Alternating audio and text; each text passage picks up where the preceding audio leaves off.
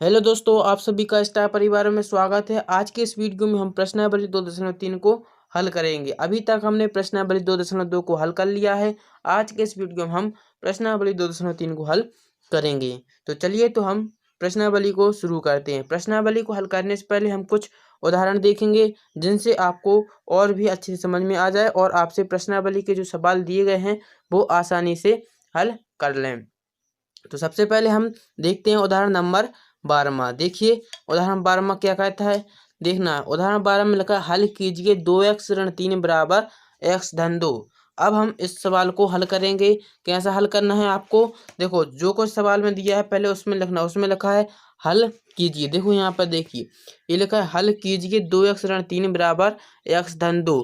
यहाँ पर हमें किसका मान निकालना, x का। जब भी यहाँ से सवाल आए कि हल कीजिए और हमें आगे समीकरण दिया गया हो तो वहाँ पर हमें x का मान निकालना होता है। तो आज के इस वीडियो में हम देखेंगे कि किस तरह से x का मान निकालते हैं। चलिए देखिए, तो देखिए यह उदाहरण 12 है, यह हमें दिया है, इसमें हमें इसको हल करना है। किसका मान निकालना है, x का। तो देखिएंगे इस तरह से निकालते हैं। अभी हमने जैसे सवालों को हल किया वैसे ही इनको भी हल करेंगे। देखिए 2x ऋण 3 बराबर x धन 2, जिनके साथ यह संख्या, यह क्या कहलाती है, चर वाली संख्या। चर वाली और जिसके साथ x नहीं है वो अचर वाली संख्या कहलाती है। देखिए हम क्या करेंगे, पहले हम अचर वाली संख्या को एक तरफ लिखेंगे और चर वाली संख्या को एक तरफ। इसे क्या कहते हैं, इसे पक्षांतर कहते हैं। तो यहाँ पर हम लिखेंगे पक्षांतर करने पर, पक्षांतर करने पर, पक्षांतर करेंगे। देखिए कैसा करेंगे, देखो यहाँ पर तो हम 2x को ज्यों कहते हैं लिखेंगे। 2x ऋण 3 थे, इनका पक्षांतर कर देंगे। यहाँ पर इनको कुछ नहीं बचा है, ऋण 3 का पक्षांतर करेंगे, यानी अभी यह इस पक्ष में है, अब इनका पक्षांतर होगा, यानी बाएं पक्ष में जब जाएंगे तो यह कैसे बन जाएंगे, अब इनका चिन्ह पलट जाएगा। जैसे ऋण की संख्या है उसका पक्षांतर करेंगे तो भाई प्लस में बदल देगी, और यदि प्लस की होती और उसका पक्षांतर करते तो भाई ऋण में बदलती। गुणा वाली संख्या का पक्षांतर होगा तो वह भाग में बदल देगी, और भाग वाली संख्या का हमेशा पक्षांतर होता है तो गुणा में बदलती है। यह आपको याद रखना है। अभी देखिए यहाँ पर यह संख्या कैसी है, माइनस की, ऋण की है, यानी इसका पक्षांतर होगा तो यह किस में बदलेगी, प्लस में। तो यहाँ पर प्लस आ जाएगा, यानी 3, प्लस के 3 होंगे। फिर यह वाली संख्या ज्यों की त्यों, क्योंकि इसका पक्षांतर हम नहीं कर रहे, हम पक्षांतर किसका किया है, केवल -3 का, ऋण 3 का पक्षांतर किया है। तो यहाँ पर ये वाली संख्या ज्यों की त्यों x धन 2। ठीक, अब देखो यहाँ पर क्या है 2x, और यहाँ पर क्या बनेंगे 3 + x + 2, यानी 3 और 2 जुड़ जाएंगे। देखो यहाँ पर क्या हो जाएगा, 2x ज्यों की त्यों रहेंगे, 3 और 2 जुड़ जाएंगे। 3 और 2 कितने होते हैं, 5। तो यहाँ पर हम 5 लिख देंगे प्लस x, यहाँ पर कितने लिखिए, 5 लिखिए। अब देखो यहाँ से हम किसका पक्षांतर करेंगे, अब x का पक्षांतर करेंगे, क्योंकि हमें किसका मान निकालना है, x का। यहाँ पर कितने 2x और यहाँ पर है x, यानी चर वाली संख्याओं का पक्षांतर कर लेते। अभी हमने ऋण 3 का पक्षांतर किया था, तो एक बार आपको फिर से पक्षांतर करना है। अब किसका करेंगे, अभी देखो यहाँ पर हमने किया था ऋण 3 का, अब हम करेंगे x का पक्षांतर करने पर। ठीक, चलिए तो इसका पक्षांतर करते हैं। देखो यहाँ पर तो क्या है 2x, ये तो जाएंगे कितने रहेंगे 2x।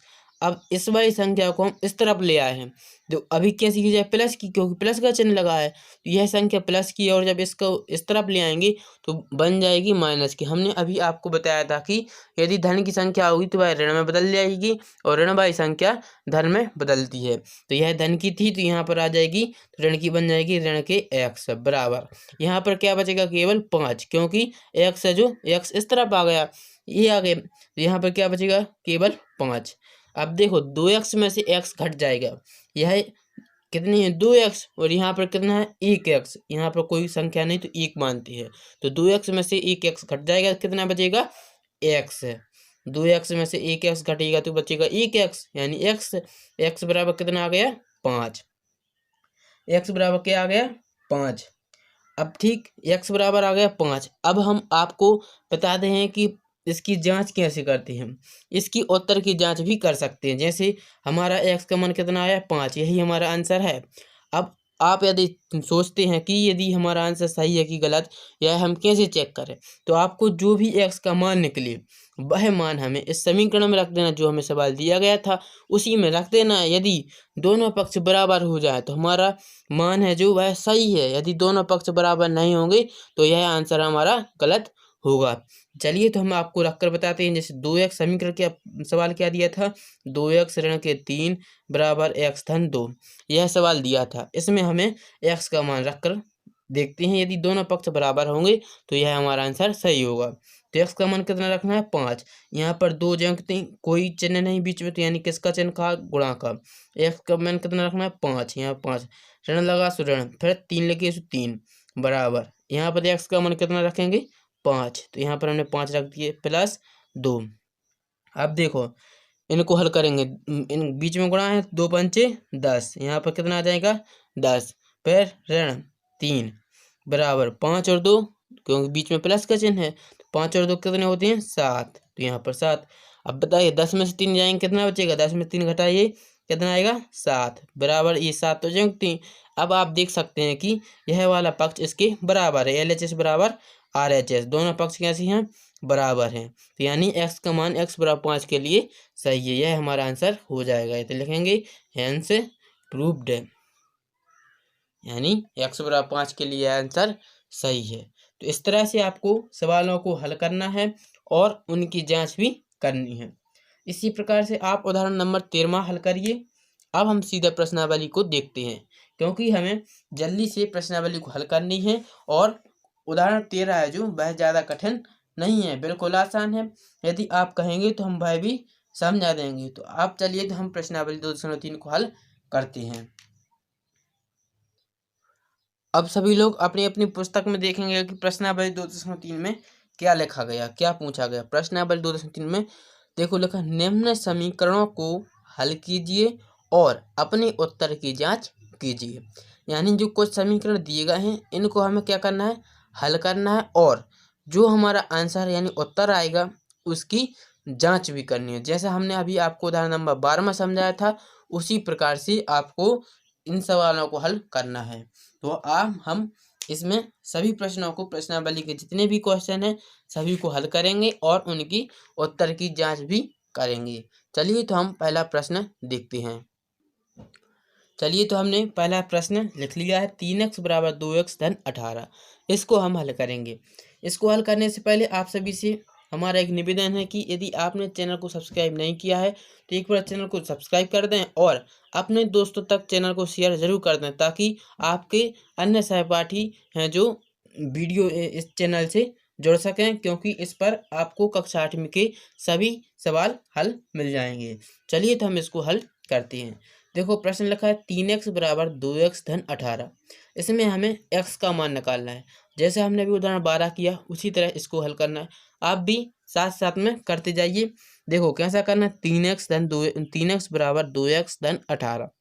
इसमें बताइए किसका पक्षांतर होगा। अब यहाँ पर कोई अचर संख्या तो नहीं है, तो किसका पक्षांतर करेंगे हम, 2x का। तो यहाँ पर लिखेंगे 2x का पक्षांतर करने पर करिए।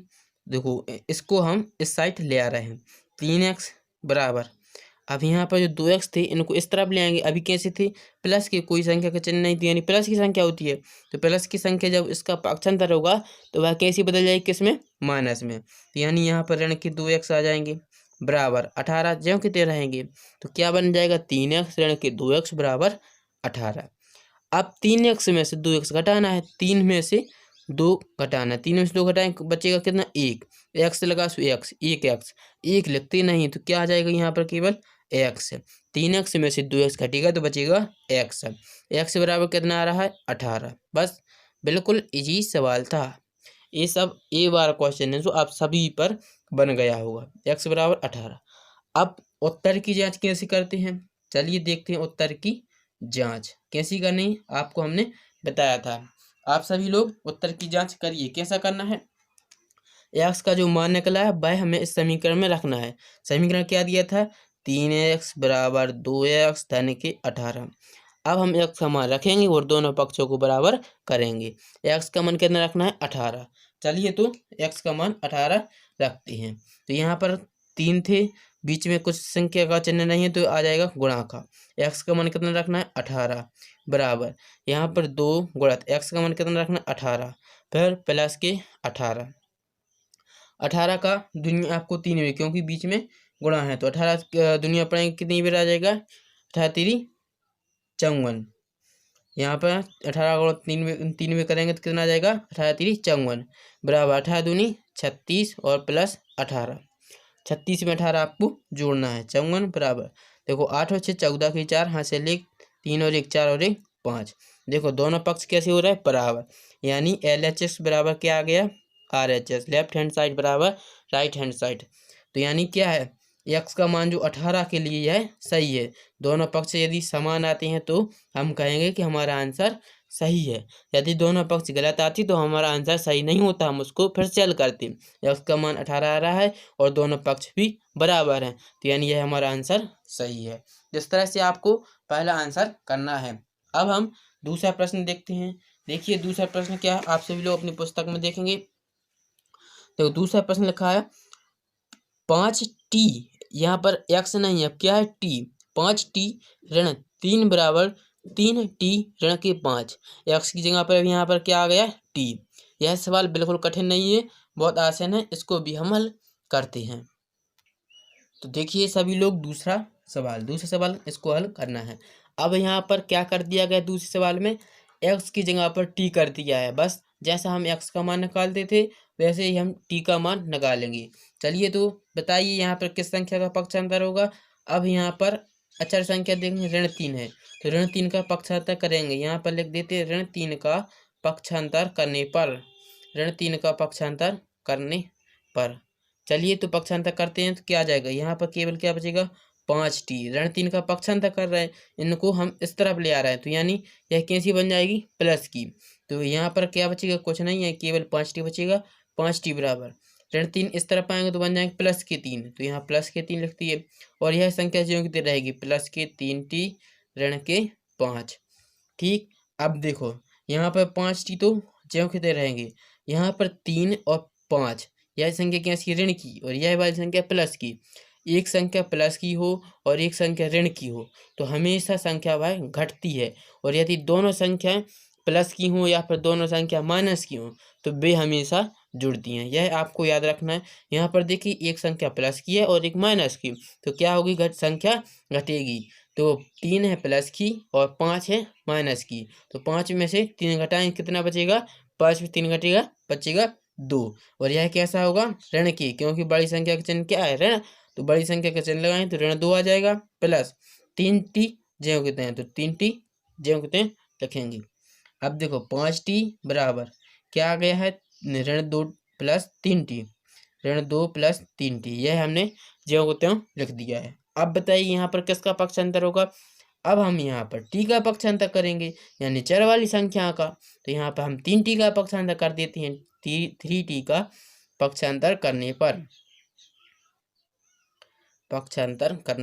पर तो सभी लोग इनका पक्षांतर कर देंगे तो क्या हो जाएगा 5t 3t इस तरह पाएंगे तो ऋण के 3t हो जाएंगे बराबर ऋण 2 बचेगा। यहाँ पर से 0 बचेगा क्योंकि इसको हम इस तरफ ले आए ऋण प्लस से 3t थे यहाँ पर आ जाएंगे तो माइनस 3t 5t में से 3t घट जाएंगे 5 में से 3 घटेंगे कितना बचेगा 2 और t है तो t लगा देंगे 2t बचेंगे बराबर माइनस के 2 2t बराबर माइनस के 2। अब हमें मान किसका निकालना है t का तो यहाँ से t का मान निकालेंगे यानी पक्षांतर किसका करेंगे 2 का।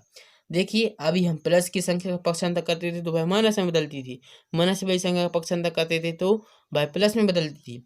अब हम 2 का कर रहे हैं 2 कैसी अभी यहाँ पर गुणा में कोई संख्या नहीं तो बीच में गुणा होता है तो 2 का पक्षांतर कर रहे हैं यह कहाँ आ जाएगी भाग में ऋण 2 यह ज्यों कितने रहेंगी और इसका पक्षांतर करेंगे तो यहाँ पर नीचे भाग में संख्या जाएगी। यहाँ से काटेंगे 2 एकम 2 2 एकम 2 क्या बचेगा t बराबर आ जाएगा ऋण के 1। देखो यहाँ पर ऋण का चिन्ह है तो t की वैल्यू कितनी आ जाएगी t बराबर ऋण 1। अब हम इसकी जांच करेंगे कि यह हमारा आंसर जो है सही है कि गलत है। तो t बराबर ऋण 1 देखते हैं मान रखते हैं और यदि यह हमारा आंसर आता है दोनों पक्ष बराबर होते हैं तो हम कहेंगे कि आंसर हमारा सही है। देखो सवाल क्या दिया था 5t ऋण 3 बराबर 3t ऋण के 5। यह सवाल था, इसमें हमें t का मान रखना कितना, t का मान रखना हमें ऋण 1। यह निकाला आंसर t का ऋण 1। तो यहाँ पे लिखेंगे 5 गुणा, कोष्टक में लिखेंगे ऋण 1 माइनस के 3 बराबर, यहाँ इसमें रखेंगे 3 गुणा t का मान कितना रखना है, ऋण 1 ऋण के 5। कोष्टक कब लगाते हैं हम, जब है जो दो चिन्ह लगते हैं तो वहां पर हम कोष्टक लगाते हैं। जैसे यहाँ पर गुणा था और यहाँ पर ऋण था, तो दोनों चिन्हों को एक साथ नहीं लिख सकते, इसलिए हमें कोष्टक लगाना पड़ता है। अब हम इसको हल करेंगे तो देखो इनका क्या करना है, हमें गुणा। तो 5 का एक में गुणा करेंगे तो कितनी बार जाएगा, 5 एकम 5। यहाँ पर कितना आ जाएगा, 5। संख्या के चिन्ह आएगा ऋण, ऋण लगा ऋण, यह भाई संख्या लिखेंगे 3 बराबर, इसको लिखेंगे जो कहते हैं। अब इसकी 3 एकम 3, यहाँ पर ऋण के 3 आ जाएंगे क्योंकि इसका यहाँ पर गुणा होगा, 3 एकम 3 और ऋण लगा आगे ऋण लगा देंगे और यह संख्या लिखेंगे ऋण की 5, ऋण 5 ऋण 3। अभी हमने आपको बताया था कि जब समान चिन्ह हो यानी प्लस दोनों चिन्ह प्लस की हों तो वह जुड़ जाएंगे, यदि दोनों चिन्ह माइनस के हो तब भी जुड़ेंगे, और यदि असमान चिन्ह जैसे एक प्लस का और एक माइनस का हो तो वे घटती हैं। यहाँ पर देखो दोनों चिन्ह कैसे हैं, माइनस की, यानी क्या हो जाएंगे, ये जुड़ जाएंगे। तो 5 और 3 कितने हो जाएंगे, 8, और चिन्ह का एक आएगा ऋण का बराबर। यहाँ पर देखो 5 और 3 8 और चिन्ह का एक आएगा ऋण का। दोनों पक्ष कैसे आ रहे हैं, बराबर आ रहा है, यानी x t का मान है जो ऋण 1 है जो यह सही है, t बराबर ऋण 1 है जो यह सही है, हमारा आंसर हो जाएगा। आप सभी लोग अपने उत्तरमाला में मिला भी सकते हैं, t का मान कितना निकल रहा है, t के बराबर आ रहा होगा ऋण 1। तो इस तरह से आपको प्रश्न क्रमांक दूसरा हल करना है। अब हम आगे बढ़ते हैं, प्रश्नावली को आगे देखते हैं। प्रश्न क्रमांक नंबर तीसरा, आप सभी लोग अपनी पुस्तक में देखो, तीसरा प्रश्न क्या लिखा है, 5x प्लस 9 बराबर 5 प्लस 3x। सवाल क्या है, 5x प्लस 9 बराबर 5 प्लस 3x। यह भी प्रश्न क्रमांक दूसरे जैसा ही है। अब हम इसको हल करते हैं। चलिए तो आप सभी लोग इसको हल करने की कोशिश करिए। चलिए तो हम देखते हैं तीसरा नंबर सवाल। आप सभी लोग इसको हल भी कर लेंगे, लेकिन हम आपको इसको भी हल करा देते हैं। देखिए प्रश्न क्रमांक तीसरा में क्या दिया, 5x प्लस 9 बराबर 5 प्लस 3x। इसमें हमें किसका मान निकालना, x का। किस तरह से निकालेंगे, इसमें बताइए किसका पक्षांतर करेंगे, 9 का। यहाँ पे लिखेंगे 9 का पक्षांतर करने पर, 9 का पक्षांतर करने पर करके पक्षांतर, यहाँ पर क्या आ जाएगा, केवल 5x। यहाँ पर 9 का पक्षांतर यहीं कैसे, प्लस की 9, इसको हम इस तरफ ले आ रहा है तो यहाँ पर प्लस की 9 है, यहाँ पर आ जाएंगे तो माइनस की 9, बराबर किस तरफ ले आएंगे तो बन जाएंगे माइनस के 9, और यह संख्या ज्यों की त्यों रहेगी, यानी प्लस के 5 प्लस के 3x। पक्षांतर आपसे करते बनता होगा, ठीक। अब देखो यहाँ से केवल यहाँ पर क्या रहेगा, 5x। अब ऋण के 9 और प्लस के 5 कैसे, देखो एक संख्या ऋण की है और एक संख्या प्लस की है, दोनों चिन्ह कैसे असमान, एक प्लस का है और एक माइनस का है, तो क्या हो जाएंगे, यह संख्या घटेगी। तो ऋण 9 और एक प्लस 9 में से 5 घटेगा, कितना बचेगा, 4। बड़ी संख्या का चिन्ह, बड़ी संख्या क्या है इनमें से, 9 कैसी है, ऋण की, तो यहाँ पर ऋण का चिन्ह आ जाएगा।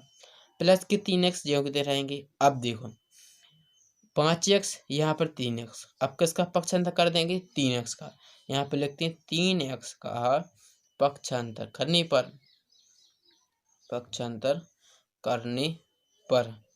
करिए 3x का पक्षांतर, यहाँ इसको इस तरफ ले आना है। 5x जो कहते हैं प्लस के 3x, इनको इस तरफ ले आएंगे, यानी माइनस के बन जाएंगे, माइनस के 3x बराबर ऋण 4 हैं जो यह ज्यों की त्यों रहेंगे। अब देखो 5x में से 3x घट जाएंगे क्योंकि यहाँ पर बीच में ऋण का चिन्ह है। 5x में से 3x घटेंगे तो कितना बचेगा, 5x में 3x जाएंगे 2x, 5 में से 3 घटेगी बचे 2, x का x बराबर ऋण 4 ज्यों की त्यों। अब बताइए यहाँ पर किसका पक्षांतर होगा, अब यहाँ पर होगा 2 का पक्षांतर, और 2 का पक्षांतर होगा, यह कहाँ जाएगा, माइनस में प्लस में गुणा में भाग में कहाँ जाएगा, यह भाग में जाएगा। हमेशा याद रखिए गुणा का पक्षांतर होता है तो यह भाग में जाता है। तो यहाँ पर कितने थे, ऋण 4, और 2 का पक्षांतर किया तो भाग में आ जाएंगे। अब देखो काटेंगे, 2 एकम 2, 2 दूनी 4, x का मान कितना आ गया, ऋण के 2। यहाँ पर देखो ये ऋण लगा है 2 है तो x का मान कितना आ गया, ऋण 2। समझ गए। अब हम करेंगे उत्तर की जांच। उत्तर की जांच बताइए कैसी करते हैं उत्तर की जांच। चलिए तो हम देखते हैं उत्तर की जांच कैसे करते हैं। जो हमारा आंसर आया यानी x बराबर ऋण 2 आया है, इसको हमें सवाल में रख देना है। सवाल क्या था, एक बार लिख लेते हैं। 5x + 9 बराबर 5 + 3x। आपको उत्तर की जांच तभी करनी है जब आपसे परीक्षा में कहा जाए। यदि आपसे उत्तर की जांच के लिए नहीं कहते तो आपको केवल यहीं तक करना है और यही आपका आंसर है। और यदि प्रश्न में लिखा हो कि उत्तर की जांच भी करें, जैसे अभी आपको प्रश्नावली 2.3 में पहले प्रश्न में लिखा है कि समीकरण को हल कीजिए और उत्तर की जांच कीजिए, तो हम इसलिए आपको दोनों कर रहे हैं। यदि आपसे ना कहा जाए तो केवल आप यहाँ तक करना है। अब देखो x का मान कितना निकला था, ऋण 2। तो x का मान यहाँ पर हम रख देना है। यहाँ पर केवल 5, बीच में कोई चिन्ह नहीं तो गुणा का, x का मान रखना है ऋण 2 + 9 बराबर यहाँ पर 5 प्लस यहाँ एक दिन लिखे 3 गुणित x का मान कितना रखना है, ऋण 2। ठीक, अब देखो आगे इसको हल करना है। कैसे हल करेंगे, देखो 5 गुणित ऋण 2, 5 का दूनिया 2 बार पढ़ना, 5 × 5, 5 दूनी 10, चिन्ह किसका आएगा, ऋण का, फिर प्लस 9 बराबर यहाँ पर 5 ज्यों के त्यों, बीच में चिन्ह किसका है, प्लस का। अब 3 और 2, 3 दूनी 6, बीच में गुणा का चिन्ह, 3 दूनी 6, और चिन्ह किसका आएगा, ऋण का। यहाँ पर प्लस नहीं आएगा, क्या आएगा, ऋण। इस प्लस को नहीं देखना है आपको, यह जैसे ही जब 3 का 2 में गुणा होगा तो यह प्लस है जो ऋण में बदल जाए, क्योंकि यहाँ पर ऋण है तो यहाँ पर हमने ऋण लगा दिया है। समझ रहे हैं। देखो जैसे 3 का दूनिया पड़े 3 दूनी 6, तो प्लस का ऋण में गुणा होगा तो ऋण बन जाएगा, प्लस है जो यह ऋण बन जाएगा, तो यहाँ पर हमने ऋण लिख दिया और यहाँ पर 6। ऋण 10 और 9, ऋण 10 में से 9, एक संख्या ऋण की, एक संख्या प्लस की, तो क्या होगी, यह संख्या घटेगी। 10 में से 9 घटेगा, क्या बचेगा, 1। और बड़ी संख्या क्या है इसमें, 10, 10 की ऋण की, तो ऋण 1 ऋण लगा देंगे, तो ऋण 1 आ गया बराबर। यहाँ पर देखो एक संख्या कैसी, प्लस की, एक संख्या ऋण की, तो क्या होगी, हमेशा घटेगी। 6 में से 5 घटेगा, बचेगा 1। बड़ी संख्या क्या है, 6, भाई कैसी है, ऋण की, तो यहाँ पर ऋण का चिन्ह आ जाएगा। देखो दोनों पक्ष कैसे आ रहे हैं, बराबर, यानी x बराबर ऋण 2 के लिए है आंसर भी सही है, तो हमारा आंसर यह सही हो जाएगा। इस तरह से आपको प्रश्न क्रमांक 3 भी हल करना है। चलिए, तो आप सभी लोग इतने प्रश्नों की प्रैक्टिस करिए और आगे के प्रश्नों को भी हल करने की कोशिश करिए। यदि आपसे बनते हैं तो अच्छी बात है, यदि नहीं बनते तो हम अगले वीडियो में हल जरूर कराएंगे। यदि आपको सवाल समझ में आए हों, वीडियो अच्छा लगा हो तो चैनल को लाइक कर दें और शेयर ज़रूर करें। हम मिलते हैं अगले वीडियो में।